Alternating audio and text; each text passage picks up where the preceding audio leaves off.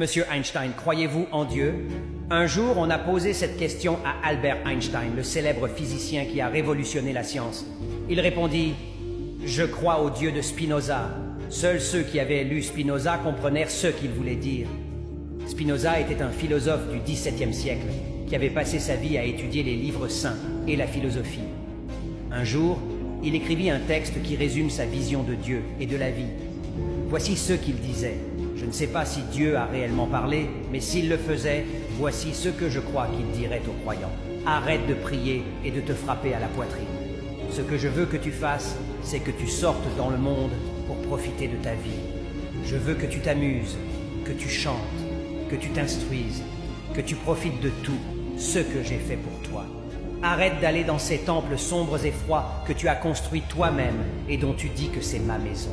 Ma maison est dans les montagnes, dans les bois, les rivières, les lacs. C'est là où je vis avec toi et où j'exprime mon amour pour toi. Arrête de m'accuser de ta vie misérable. Je ne t'ai jamais dit qu'il y avait quelque chose de mal en toi, que tu étais un pécheur, que ta sexualité ou ta joie était une mauvaise chose. Alors ne me blâme pas pour tout ce qu'ils t'ont dit de croire. Arrête de ressasser des lectures sacrées qui n'ont rien à voir avec moi.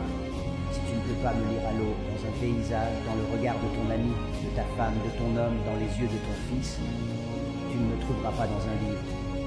Arrête de te faire peur. Je ne te juge pas, je ne te critique pas, je ne rentre pas en colère et je ne punis pas. Je suis pur amour. Je t'ai rempli de passion, de limitation, de plaisir, de sentiments, de besoins, d'incohérence. Et je t'ai donné le libre arbitre. Comment puis-je te blâmer si tu réponds à quelque chose que j'ai mis en toi? Comment puis-je te punir d'être ce que tu es, si je suis celui qui t'ai fait? Tu penses réellement que je pourrais créer un endroit pour brûler tous mes enfants qui se comportent mal pour le reste de l'éternité? Quel genre de Dieu peut faire ça? Si j'étais ainsi, je ne mériterais pas d'être respecté. Si je voulais juste être vénéré, j'aurais peuplé la terre seulement de chiens. Respecte tes semblables et ne fais pas ce que tu ne veux pas pour toi.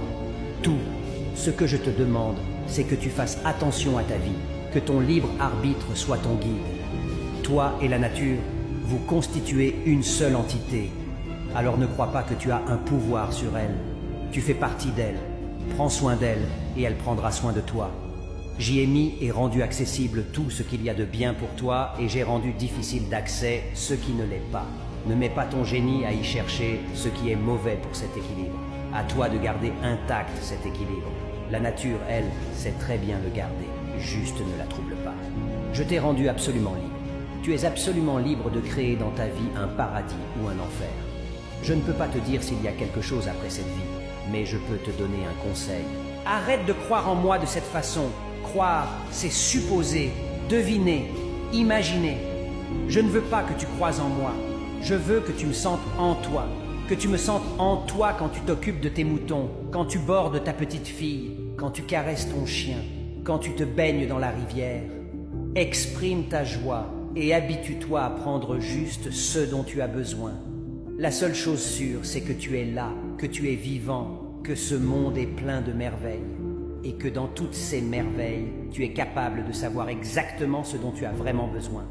Ne me cherche pas en dehors, tu ne me trouveras pas, je suis là. La nature, le cosmos, c'est moi.